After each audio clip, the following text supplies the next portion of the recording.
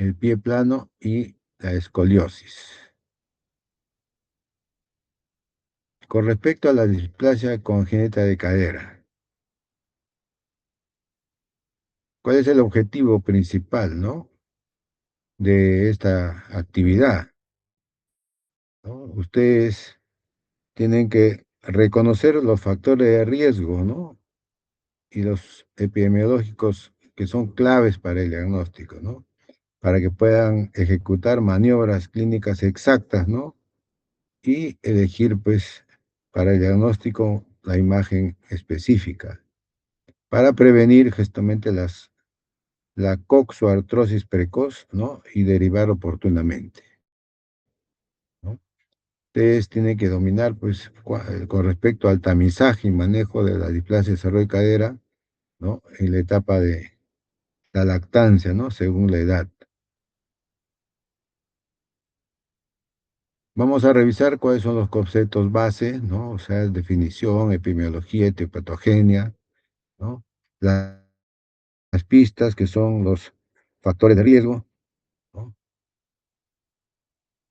La investigación, que vendría a ser la clasificación y el diagnóstico por imágenes, el manejo, las complicaciones, ¿no?, el pronóstico.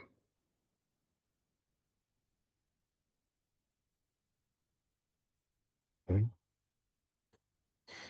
Definición. Aquí ustedes, ¿no?, tienen que determinar que para que puedan hacer, digamos, el diagnóstico específico, ¿no?, saber que este es el trastorno ortopédico más común en recién nacidos, ¿no? Y puede aparecer, pues, desde el nacimiento hasta la etapa de la marcha, ¿no? Pueden tener una displasia simple, ¿no?, donde hay una anomalía, pues, del acetábulo, ¿no?, pero la cadera sigue en su lugar. Puede ser de que la cabeza entra y sale del acetábulo, ¿no?, la cabeza femoral, en forma parcial o totalmente, que es la luxabilidad. Puede estar subluxado cuando hay un desplazamiento parcial, ¿no?, con respecto al contacto, ¿no?, de la cabeza del fémur con el acetábulo, que es de la pelvis. O puede estar luxada, como ven acá, ¿no?, una pérdida completa del contacto entre la cabeza femoral y el acetábulo, ¿no? Entonces, en resumen, podemos decir de que esta displasia puede determinarse la relación que existe entre la cabeza femoral, ¿no?, con el acetábulo.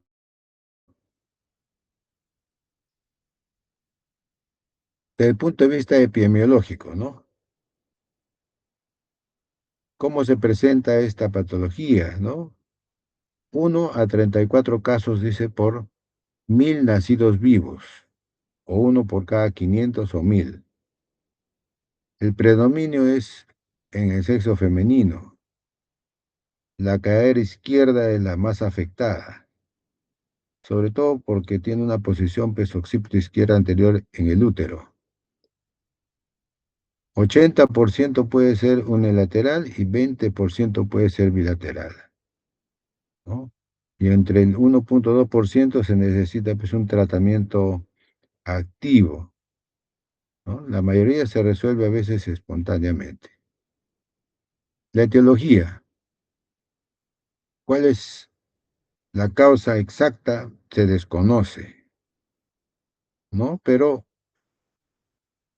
si uno revisa la literatura, ¿no?, reportan que es el resultado de la interacción de tres fuerzas, ¿no?, las de origen multifactorial. ¿Cuáles son esas tres fuerzas? La parte genética, hay una tendencia hereditaria, ¿no?, sobre todo si los padres en el 1 o 2% tienen esta patología, o 2 a 10% en hermanos, ¿no? Es una tendencia hereditaria poligénica. Origen de factores ambientales, que son factores, pues, que están en el entorno físico y cultural, que son factores postnatales, y la posición prenatal, ¿no? Que son restricciones en el útero, ¿no? De fuerzas posturales que son anómalas. Entonces, resultado multifactorial, genético, ambiental y posición prenatal.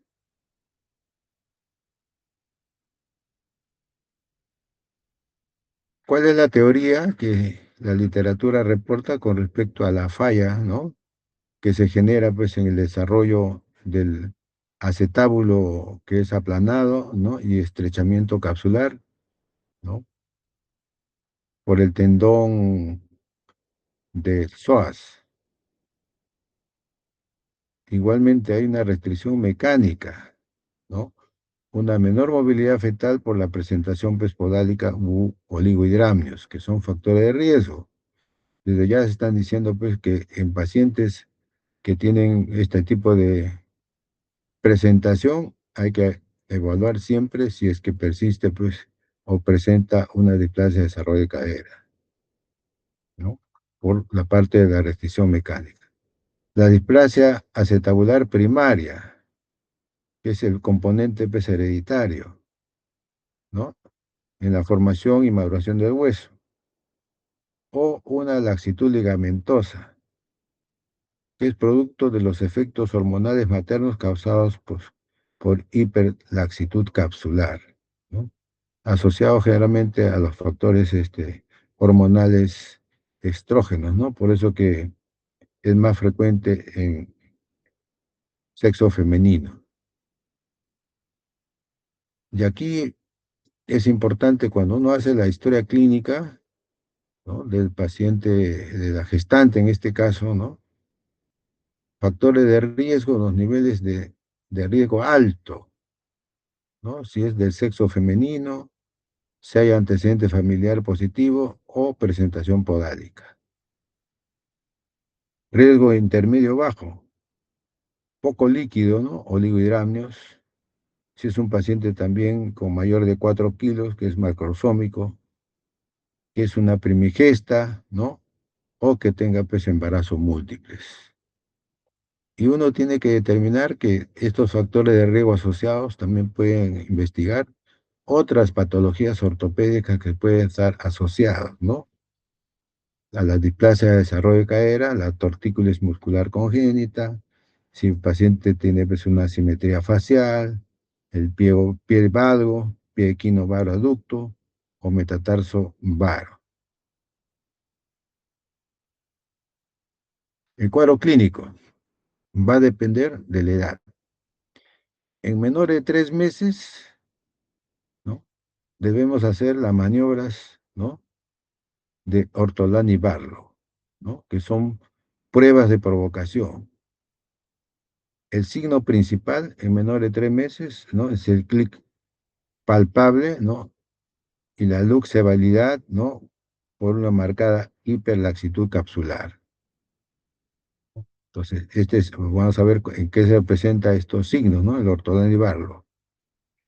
Pero si está todo negativo, ¿no? En mayor de 3 meses, vamos a tener otros signos, ¿no? Que va a determinar la presencia de displasia de desarrollo de cadera.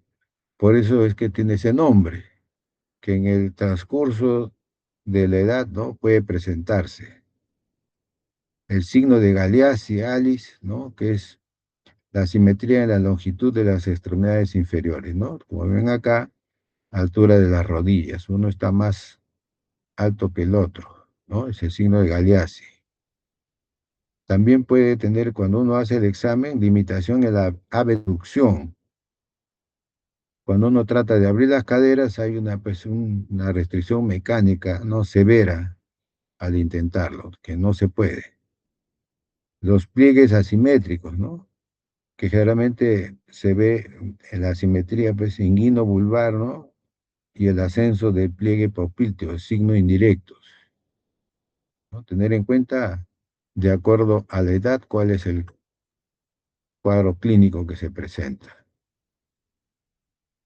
De acuerdo a eso, podemos clasificar desde el punto de vista clínico, ¿no? Y hacer una ecografía de acuerdo a la presencia del grado clínico y la clasificación ecográfica de Graf, como vamos a ver ahora, ¿no?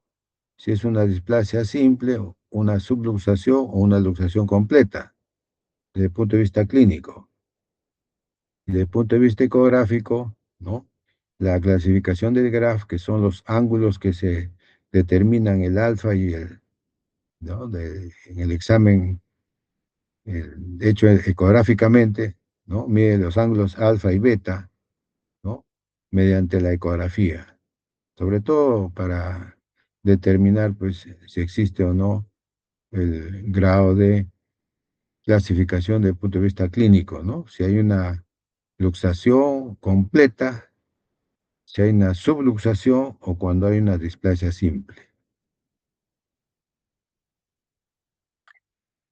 Como les repito, ¿no? El diagnóstico clínico es de acuerdo a los exámenes de Ortolani versus Barlow, ¿no?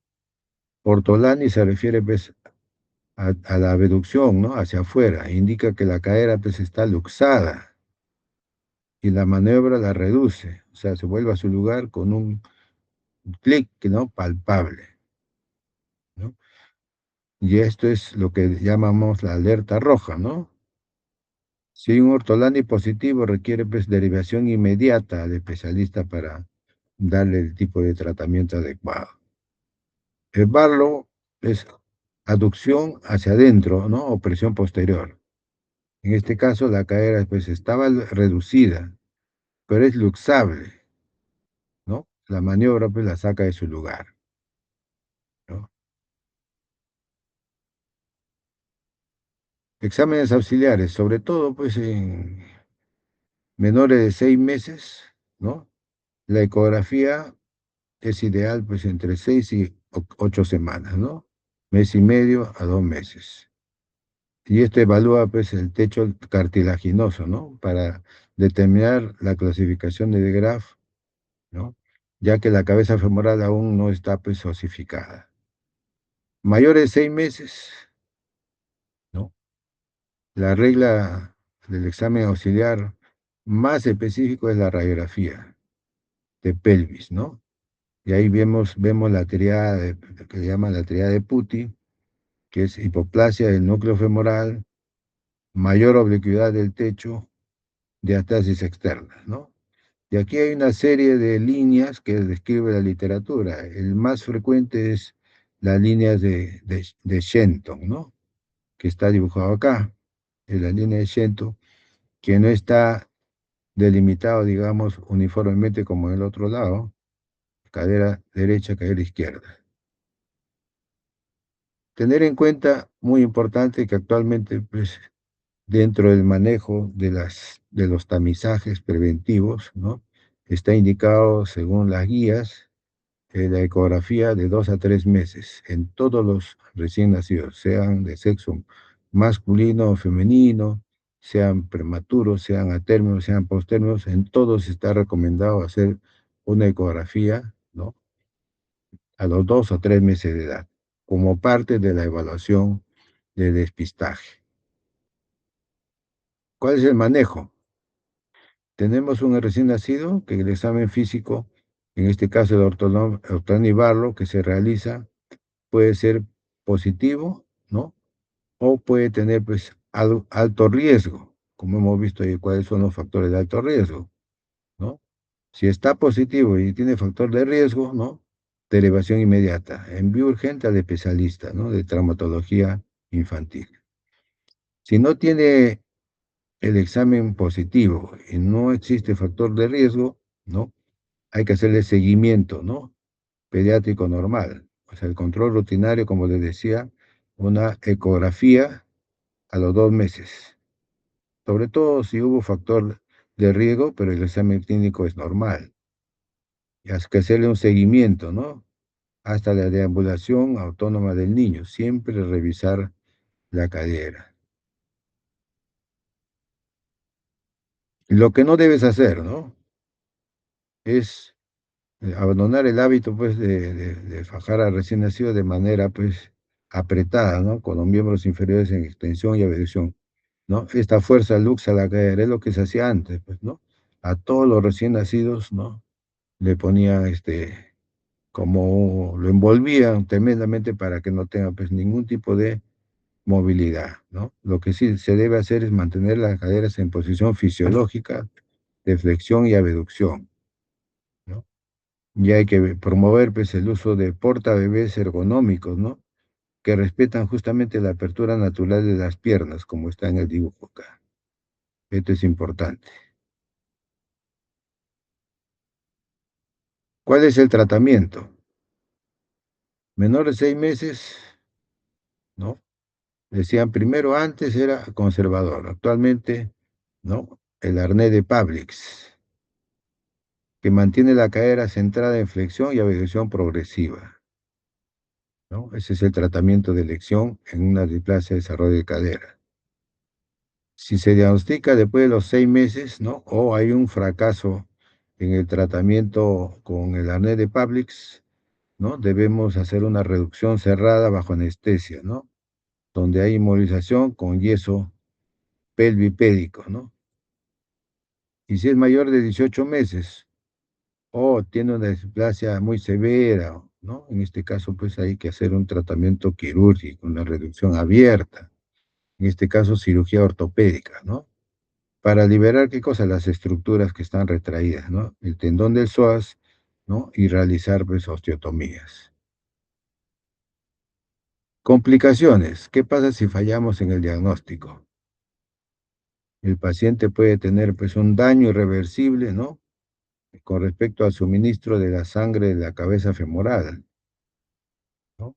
Es la necrosis avascular, ¿no? En este caso, pues, a veces es iatrogénica, ¿no? Si hay inmovilización, pues, extrema o intervención tardía con respecto a la patología. Puede haber una osteoartrosis prematura, porque el cartílago se desgasta de forma simétrica, pues, ¿no? Y puede provocar un dolor, pues, crónico severo, ¿no? Y en este caso puede necesitar una prótesis total de la cadera. La otra complicación es el acortamiento, ¿no? Permanente, pues, del miembro afectado, provocando, pues, lo que llamamos la cojera crónica, ¿no? La marcha de Trendelenburg. Y secundariamente a una escoliosis. El pronóstico, si el diagnóstico es temprano, menor de un mes, el tratamiento conservado con el arnés, el resultado es 95% de éxito. Y la cadera se desarrolla, pues, anatómicamente y radiológicamente normal. Pero si el diagnóstico es tardío, sobre todo, pues, en la etapa de la marcha, esto determina, pues, que la intervención, en este caso, sea quirúrgico y puede tener alta tasa de secuelas permanentes, como en el caso de la cojera o coxartrosis, ¿no? Que pueda presentarse como parte de la evolución. Esta es la bibliografía donde se ha sacado toda esta información con respecto a displasia de desarrollo de cadera. Siguiendo con la exposición, los otros problemas frecuentes, ¿no? Es el pie aducto equinovaro, como ven acá en la figura. El llamado, pues, el PBAC le llaman, ¿no? Que es el pie equinovaro aducto congénito, ¿no? Ese es, ustedes lo que tienen que hacer es diagnosticar a tiempo, ¿no? Eso es importante. Todos los problemas ortopédicos, si se diagnostica a tiempo, pueden tener, ¿no? Digamos, una solución adecuada. En el caso del pie back, ¿no? Que es el pie equinovaro aducto congénito, ¿no? Existe pues un cierto tipo de evaluación con criterios, ¿no? Uno de los criterios es la escala de Pirani, que vamos a evaluar ahora, ¿no? Y ustedes deben aplicar pues la secuencia de rescate del método de Fonsetti, eso es importante, ¿no? Con respecto a PBAC, ¿a qué se refiere con la escala de Pirani y a qué se refiere con el método de Fonsetti? Que son dos conceptos que tienen que tener en cuenta para la evolución, el diagnóstico y tratamiento de esta patología, ¿no? Y cuando decimos el pie equinovaro aducto congénito, que es el PBAC, ¿no? Tenemos un paciente que tiene cabo, que es el aumento del arco longitudinal interno, el medio pie. Aducto, aducto, desviación interna del antepié. Varo, desviación interna del retropié, o sea, del talón. Y equino es un talón elevado, pues, ¿no? Por la contractura del tendón de Aquiles, ¿no? Entonces, es importante tener en cuenta que un dato es que este tipo de patología, ¿no? Está acompañado, pues, de una rotación, ¿no? Interna del calcáneo y tiene, pues, un astrágalo más pequeño de lo normal, es que es hipoplásico.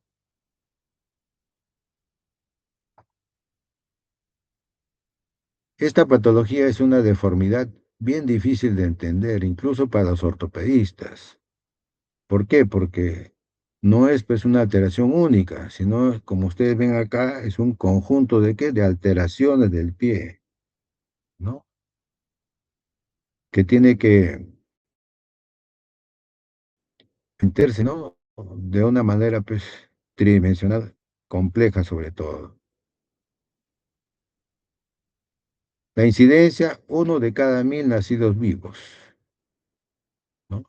Y 50% de los casos son bilaterales. Hay un fuerte predominio para el sexo masculino, ¿no? 2 a 3 varones por cada mujer. Desde el punto de vista de los factores de riesgo y la genética, ¿no? La etiología es multifactorial, ¿no? Es poligénica. 25% si uno de los padres está afectado, ¿no? Ese riesgo parental. La recurrencia en hermanos, 2 a 6% si el niño pues tiene, padece esta enfermedad, ¿no? Tiene índice de padecerlo, ¿no? Los gemelos, ¿no? La concordancia es 33% de los gemelos idénticos. Las teorías etiológicas con respecto a esta patología, ¿no? Como hemos manifestado, a veces pueden ser genéticos, ¿no? Un defecto, pues, del plasma germinativo o detención del desarrollo embrionario, ¿no? Ustedes saben que la parte del embrión es hasta las primeras 9 semanas de gestación, en donde se genera, pues, todas las patologías, ¿no? La embriogénesis. La parte ambiental, de tipo mecánico sobre todo, ¿no? Cuando hay una reducción del espacio intrauterino o cuando hay alteraciones de los tejidos blandos, ¿no? Por una alteración primaria, ¿no? Que provoca, pues, un desequilibrio muscular.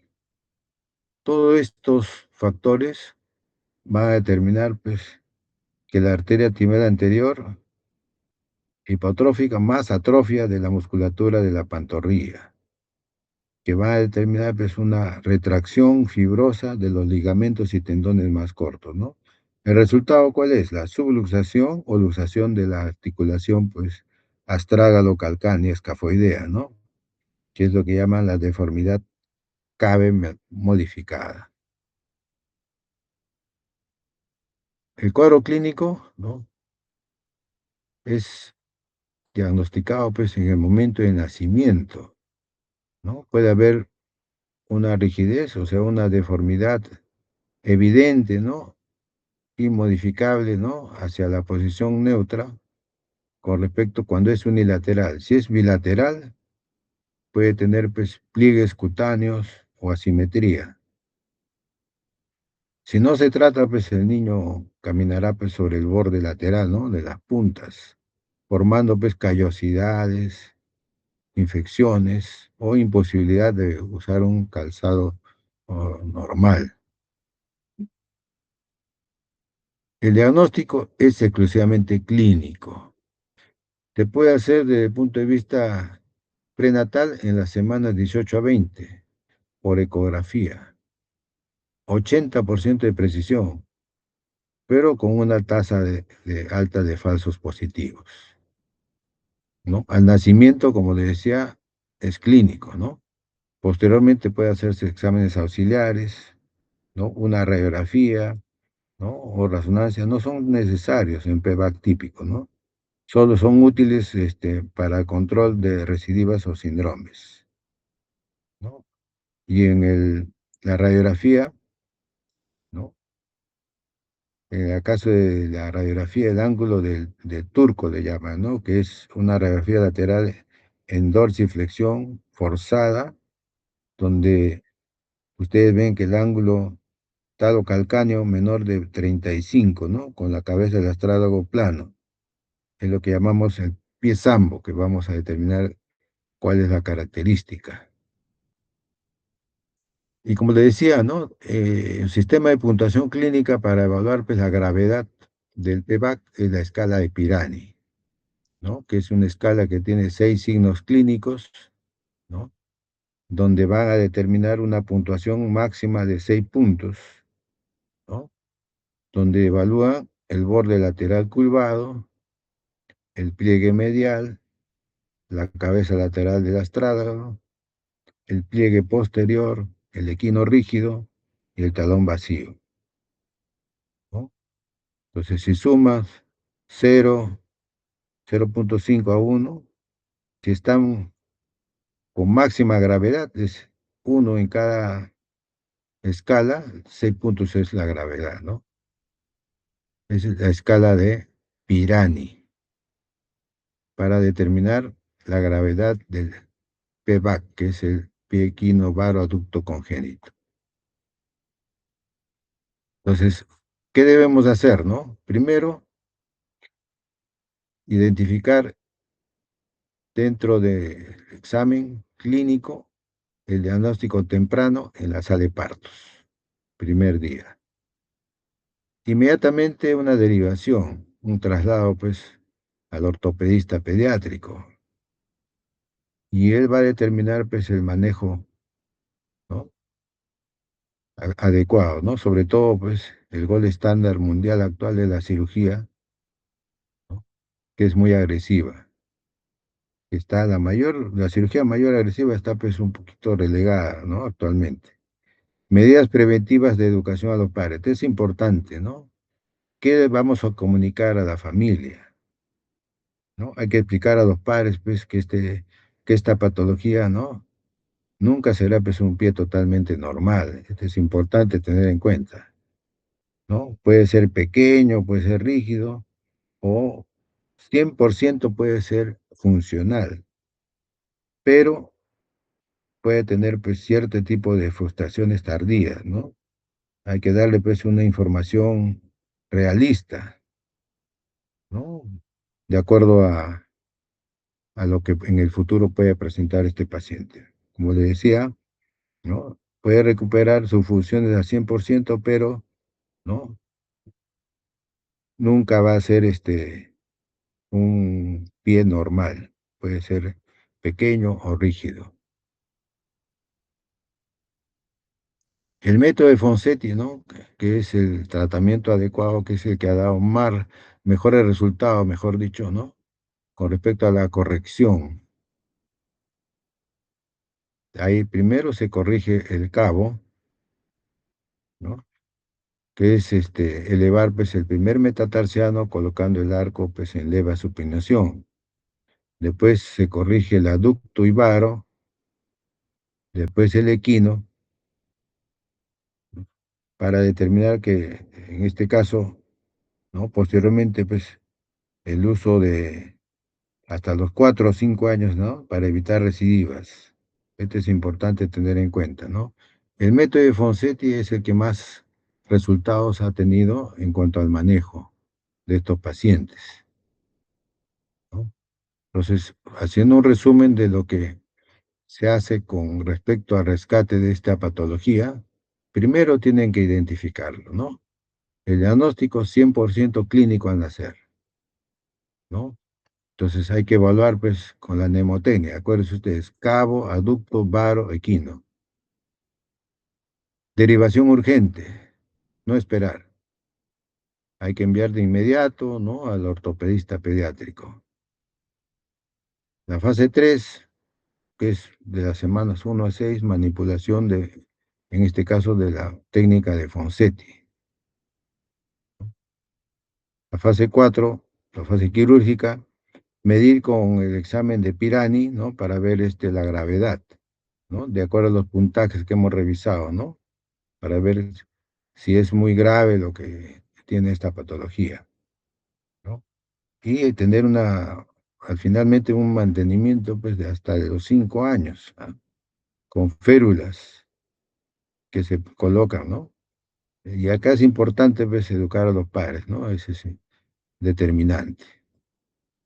Con respecto al pie equinovaro, es lo que se conoce con el pie sambo. A veces preguntan esto, ¿no? ¿Qué se refiere con el pie sambo? Es una deformidad congénita del pie en el cual pues ustedes ven que aparece la punta, ¿no? Aparece en punta, ¿no? Equino, y con la planta girada hacia adentro, varo, equino varo, ¿no? Que es el famoso pie sambo, ¿no? Aquí el tratamiento pues es 3 a 5 cambios de yeso para corregir la deformidad que se determina en esta patología, ¿no? Y a veces alargamiento pues del tendón de Aquiles. Muy bien, esta es la biografía de esta patología. Bueno, seguimos con otro de los problemas ortopédicos más frecuentes, es el pie plano en pediatría, ¿no? ¿Qué vamos a determinar con el pie plano, no? Hay que comprender primero el origen fisiológico, ¿no? Versus patológico del pie plano. O sea, hay que ver la biomecánica. De manera que ustedes van a diagnosticar, ¿no? Mediante las pruebas clínicas, paso a paso, sobre todo pues en la consulta, ¿no? Y de manera adecuada tratar pues este problema, ¿no? Y saber exactamente pues cuándo uno debe describir pues plantillas y cuándo derivar a cirugía. Vamos a revisar las bases teóricas, ¿no? El paciente desde el punto de vista epidemiológico, la evaluación y la resolución, el tratamiento adecuado. ¿Qué es exactamente el pie plano, no? A veces, pues, ¿qué se refiere con eso? Es una deformidad multiplanar caracterizada por la pérdida del arco longitudinal interno, ¿no? Este es el plano frontal, este es el plano transversal y el plano sagital. Acuérdense ustedes, pérdida del arco longitudinal interno. Ese es el famoso pie plano. El 80% de prevalencia en niños en edad temprana. 54% a los 3 años y 21% a los 6 años, ¿no? Puede haber, pues, un pie plano rígido, puede tener flexible, puede tener flexible con hipermovilidad, que es lo más frecuente, ¿no? Entonces, tener en cuenta que la altura del arco longitudinal se incrementa, pues, espontáneamente durante la primera década en la mayoría de los niños. La etiología, ¿no? ¿Cuándo es fisiológico y cuándo es patológico? Si nosotros determinamos, pues, hasta los 5 o 6 años, ¿no? Hay una laxitud ligamentosa fisiológica, hay poca potencia muscular, ¿no? Y existe, pues, un grosor importante de almohadilla de la grasa plantar. Ese es el desarrollo fisiológico normal. Pero ¿qué pasa si genéticamente, pues, hay historia familiar de pie planos? O hay colagenopatías en donde hay hipermovilidad articular, o cuando hay obesidad, ¿no? En los cuales hay sobrecarga mecánica pues, del arco, o cuando usan pues, un zapato inapropiado durante el desarrollo. Esto puede determinar la patología del pie plano. ¿Cuáles son los motivos de consulta, ¿no? Y cuáles son las señales de alerta, ¿no? Primero, ¿no? El paciente puede tener fatiga, cansancio desproporcionado, ¿no? Puede haber manifestándose a veces dolor en la planta, ¿no? Al hacer deporte, dolor en el tarso, ¿no? Que es generalmente cuando hay un choque pues, entre el peroné y el calcáneo.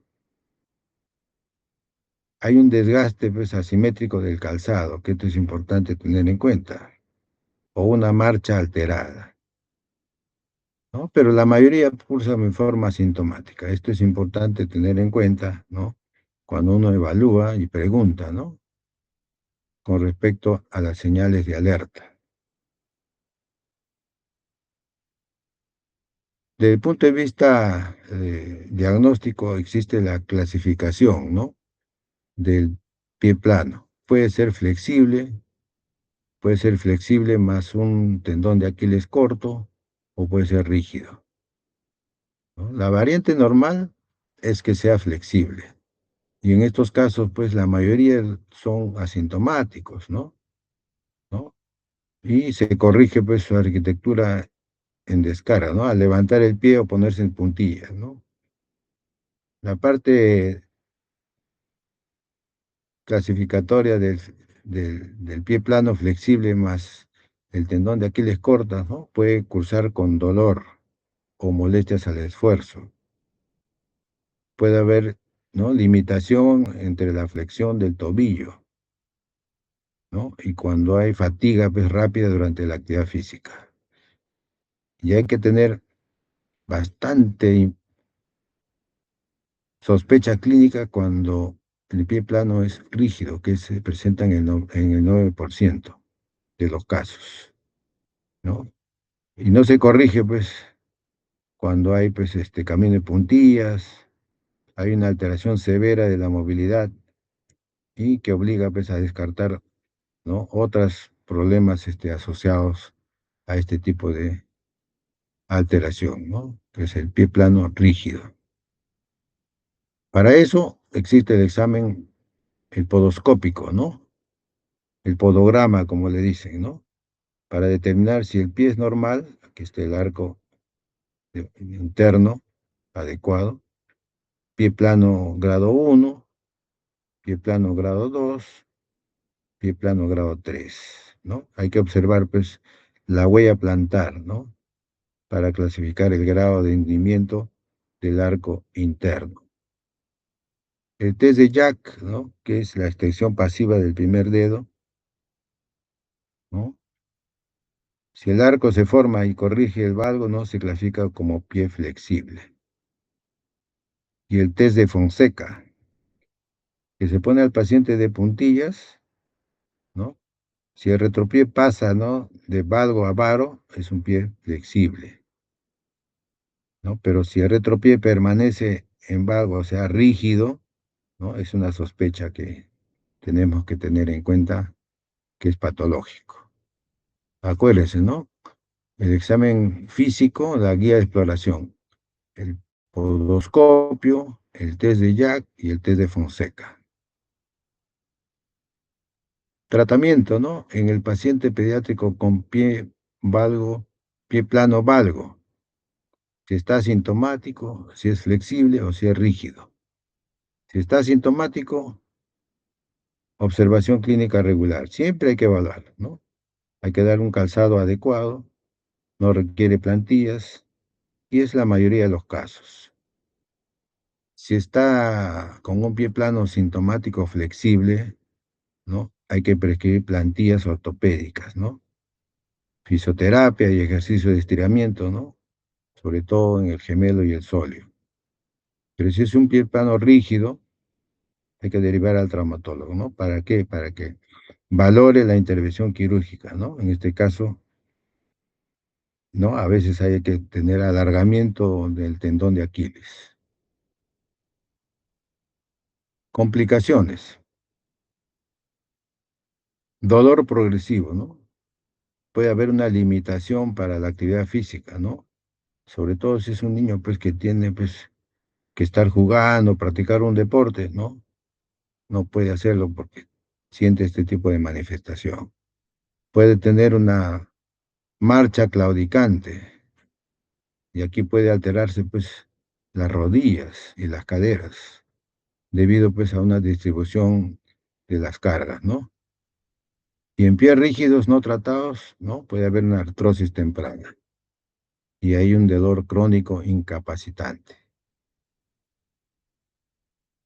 Pronóstico, ¿no? El mensaje para los padres, siempre hay que determinar que el pie plano pues tiene una variante de desarrollo normal, ¿no? Puede tener una evolución natural hacia la formación de un arco pues en crecimiento normal también, ¿no? Corrigiéndose en la mayoría de casos. Sobre todo si es el pie plano flexible, asintomático, ¿no? Y sobre todo en niños pequeños un pronóstico excelente, ¿no? Sin necesidad de intervención invasiva. Bibliografía y evidencia con respecto al pie plano infantil, ¿no? Están determinados en este tipo de referencias. Estamos con el tiempo todavía. Los problemas ortopédicos en pediatría, ¿no? Es uno de los finales que vamos a revisar, es la escoliosis. Hay que reconocer, pues, desde el punto de vista clínico, ¿no? Y desde el punto de vista de los signos de alerta, ¿no? De esta patología, ¿no? Que es una escoliosis estructural versus actitudes posturales. Esto es importante tener en cuenta, ¿no? Tiene la columna desviada o es una actitud postural. Entonces, hay que dominar, pues, ¿qué cosa? La imagen, la, paso a paso, ¿no? Sobre todo, pues, determinar el ángulo de Cobb, ¿no? El signo de Reiser, ¿no? Y la clasificación de Lenke. Para determinar, pues, el punto exacto, ¿no? Donde uno tiene que determinar el examen de la escoliosis, a qué edad más o menos uno debe de evaluar para prescribir, pues, corsé o derivar a cirugía. Eso es importante tener en cuenta, ¿no? A qué edad, si es un varón o si es de sexo femenino, a qué edad debe uno hacer la evaluación de descarte de escoliosis, ¿no? Entonces, cuando uno ve el perfil de riesgo y desde el punto de vista epidemiológico, ¿no? 2 a 3% no hay una prevalencia en la población general, ¿no? Y el 80 a 90% de los casos, ¿no? Se desarrollan durante la adolescencia, ¿no? El factor de género, ¿no? Las curvas progresivas, ¿no? Tienen una incidencia, ¿no? Mayor en mujeres, sobre todo en hijas de mujeres, ¿no? Que tienen una alteración en la curva, ¿no? Como vamos a ver ahora cuáles estos ángulos que se determinan, ¿no? Entonces hay un riesgo elevado, pues, en familiares de primer grado, ¿no? Y el pico de riesgo está entre los 10 y 15 años, ¿no? Ligado, pues, ¿a qué? Al estirón puberal y a maduración esquelética, ¿no? Como ven acá en la tasa de crecimiento, ¿no? El pico está entre 10 y 15 años. A ver, ¿cómo saber si mi hijo o hija tiene escoliosis? Primero, ver acá el nivel de los hombros, ¿no? En los niños con escoliosis podríamos encontrar pues un hombro más arriba que otro, ¿no? Como ven acá en la comparación. Este es normal y tiene signos de escoliosis. Escápulas sobresalientes, ¿no? Al observar ustedes la escápula, ¿no? Va a determinar pues que uno está más sobresaliente que otro, de manera que existe una asimetría, ¿no? Una asimetría, ¿no? Este es normal, este es patológico. Al observar la espalda también vamos a ver una curvatura, pues, frontal, ¿no? En el plano frontal, ¿no? Donde podríamos ver que la espalda, pues, no se presenta en línea recta, ¿no? Como acá, línea recta, ¿no? Aquí ves, hay una curva, y el nivel de la pelvis también. El nivel de la pelvis observamos pues uno más arriba que el otro, es decir, hay un desnivel. Este es patológico, este es normal. El test de flexión anterior, el test de Alma, que es el más utilizado, ¿no? Entonces uno le dice pues a su hijo que se incline hacia adelante como si fuera a tocarse la punta de los pies y observa la espalda desde atrás, ¿no? En los casos con escoliosis existe una asimetría, ¿no? Es lo que llamamos la jiba costal, una jiba. ¿Y desde cuándo debemos evaluar a nuestros hijos? ¿No? Es fundamental, ¿no? La literatura que dice, ¿no? Que se presentan pues alteraciones posturales, ¿no? En los niños hay que recibir un tratamiento temprano porque se benefician adecuadamente, ¿no? Entonces, en niñas, por ejemplo, debemos evaluar en dos oportunidades, a los 10 y a los 12 años. En los niños, a los 13 o 14 años, una sola vez. Es importante tener en cuenta esta recomendación. Desde el punto de vista clínico y radiológico, ¿no? Cuando existe pues un test de Adam positivo, hay que ver pues la realización de una radiografía, una teleradiografía posterior de la columna vertebral, para confirmar la presencia o no de una escoliosis real. La escoliosis real quiere decir que tiene mayor de 10 grados y que existe rotación, ¿no? Y aquí ven ustedes, ¿no? La, el ángulo de Cobb para determinar pues, la presencia de escoliosis, ¿no? En una radiografía simple, ¿no? Normalmente una escoliosis, como dice acá, tiene que ser mayor de 10 el ángulo de Cobb. Si es leve, el ángulo va a estar entre 10 y 24. Si es moderado, de 24 a 50. Y si es severo, mayor de 50, ¿no? Entonces aquí ven pues una radiografía de columna, una teleradiografía se llama posterior de columna, para determinar, ¿no?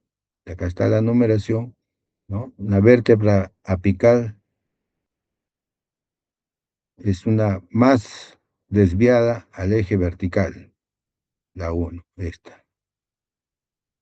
La 2 es una vértebra más craneal y caudal, que es la 2, que es la superior, ¿no? Y esta es la inferior. Y aquí se determina pues, el ángulo, que es el 3, ¿no? El ángulo formado por la intersección de las líneas paralelas, ¿no? Al platillo superior, al superior y al inferior, ¿no? Curvatura mayor a 10, escoliosis. Entonces, importante, ¿no? Regla de oro, ¿no? Mayor de 10 o igual a 10, ángulo de Cobb en el plano coronal. Y la condición crítica es la rotación, ¿no? Que se debe incluir pues, la rotación de los cuerpos vertebrales. El 80% es idiopático, ¿no? De origen desconocido. ¿Cuáles son las complicaciones? El impacto puede ser pues, a nivel multisistémico, ¿no? Hay un impacto respiratorio cuando las curvas son mayor a 90%, causa pues, compresión pulmonar severa, ¿no? Y estos pacientes pueden tener pues, insuficiencia respiratoria, disminución de la capacidad vital. Impacto mecánico, ¿no? Asimetría torácica, hay desbalance, ¿no? De la posición del paciente, puede haber dolor por sobrecarga, asimetría, y sobre todo el impacto pues, psicosocial, ¿no? Por una alteración pues, severa de la autoimagen.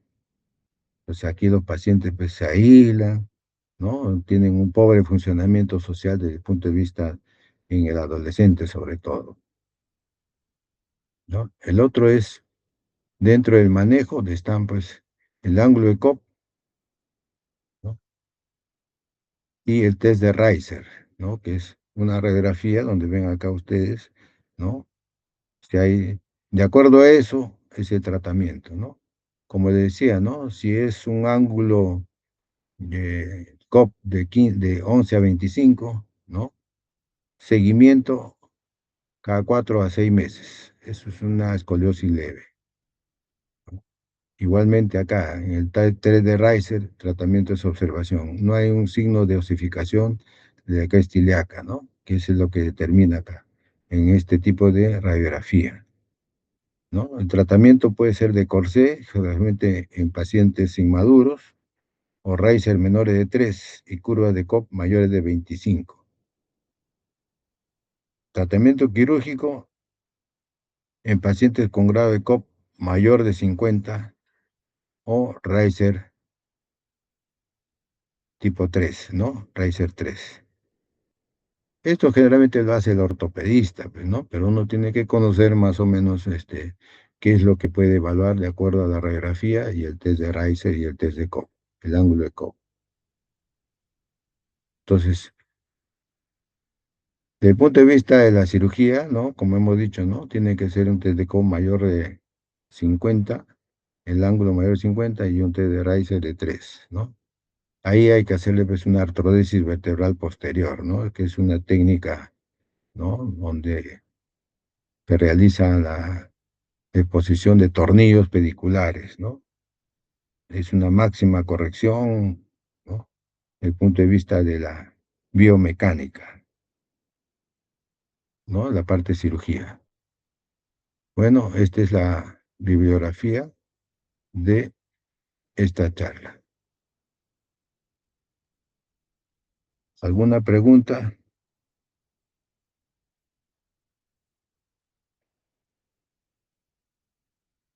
A ver, ¿dónde está? A ver.